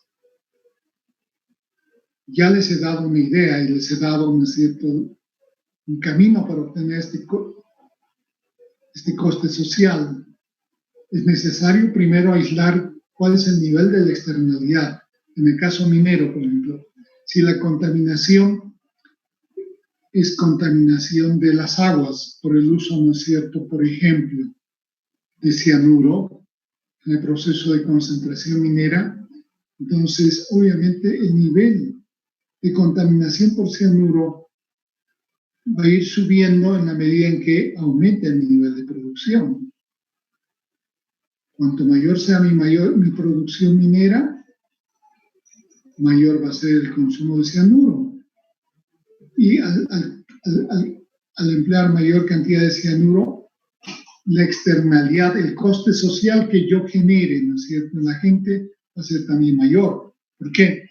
Porque este cianuro, obviamente, si es que no aplico ninguna medida de remediación o disminución del cianuro presente en el agua, se va a ir, ¿no es cierto?, va a ser votado por la empresa privada, que el mercado privado no lo obliga a reconocer esta externalidad ni compensarla, va a ir al río, ¿verdad? Y ese río va a ser usado por el productor agrícola o el productor frutícola río abajo, que va a usar agua contaminada con cianuro, y esa agua contaminada con cianuro obviamente va a ser que su producción de vegetales y frutas baje significativamente y ahí tienen un nivel de externalidad. ¿Cómo calculan ese nivel de externalidad? Comparando el nivel de producción antes del uso del cianuro con el nivel de producción agrícola o forestal cuando el minero contaminó las aguas. El nivel de producción de vegetales o de frutas con aguas sin contaminación o con aguas con contaminación. Por tanto, ahí tienen una medida, ¿no es cierto?, del coste social. ¿Cuál es el valor de la producción disminuida, ¿no es cierto?, del agricultor o del culticultor? Otro caso, ¿cómo medir el nivel de la externalidad cuando el nivel de la contaminación del minero es, por ejemplo, en el aire? Cuando a través de la fundición emite, a través de las chimeneas de la fundición, ¿no es cierto?, un alto nivel de contaminación de dióxido de sulfuro o dióxido con metales pesados. Este aire contaminado con dióxido de azufre o metales pesados, obviamente va a ser este aire contaminado con los desechos de la fundición en sus chimeneas, va a ser consumido por los habitantes de la zona aledaña, ¿no es cierto?, a la fundición. ¿Y esto qué va a provocar? Va a provocar enfermedades, ¿verdad? ¿Qué enfermedades? Enfermedades respiratorias, qué sé yo, tuberculosis o algunas enfermedades típicas de consumir enfermedades mentales, entre otras cosas, por el consumo, ¿no es cierto?, de metales pesados. Y, por tanto, ustedes van a ir al Ministerio de Salud y van a decir cuál es el nivel de incidencia de las enfermedades vía tuberculosis, vía, ¿no es cierto?, consumo de metales pesados, en la recurrencia del número de casos de enfermos con esta enfermedad, y cuál es el costo, ¿no es cierto?, que emplea el Estado para remediar esta enfermedad. Ese costo va a ser el costo total, ¿no es cierto?, de la externalidad. Reitero, el beneficio total se obtiene de los libros de la empresa.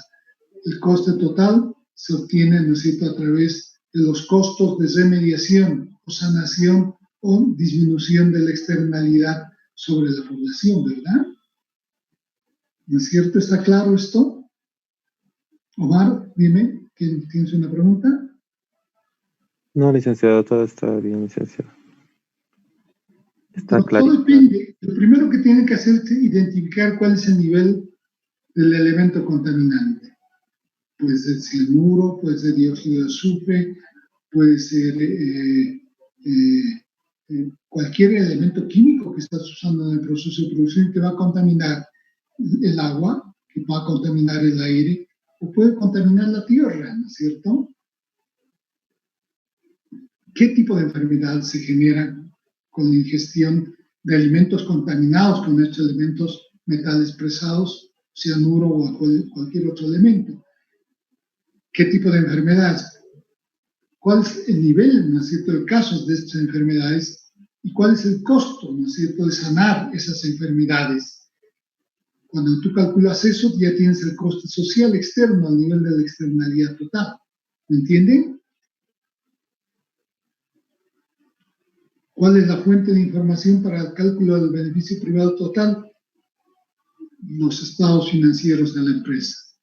¿Cuál es la fuente de información para calcular la externalidad total? El costo de remediación o sanación de las enfermedades generadas por una contaminación en la tierra, en el aire o en el agua, ¿verdad? El costo de remediación, de sanación o disminución de ese nivel de casos de enfermedad. Tienen esta área y por tanto puede llegar al óptimo, ¿no es cierto?, de Pareto, ¿verdad?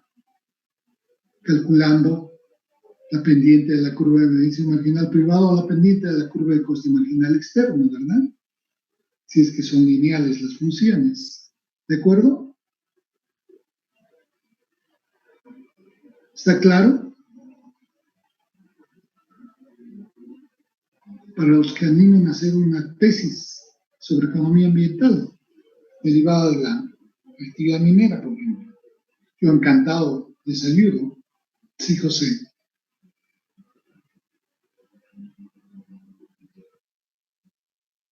Ok. Bien. Hasta aquí vamos a llegar. ¿Ok? La próxima clase entramos a la forma de internalizar estos costos ambientales. Política pública óptima. ¿Ok?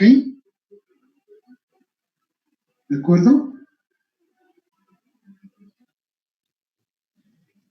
Está bien, licenciado, hasta luego. Ok. Vamos a almorzar entonces. ¿Okay? Hasta luego, licenciado. Hasta luego. Hasta luego, licenciado. Hasta luego, Ariel.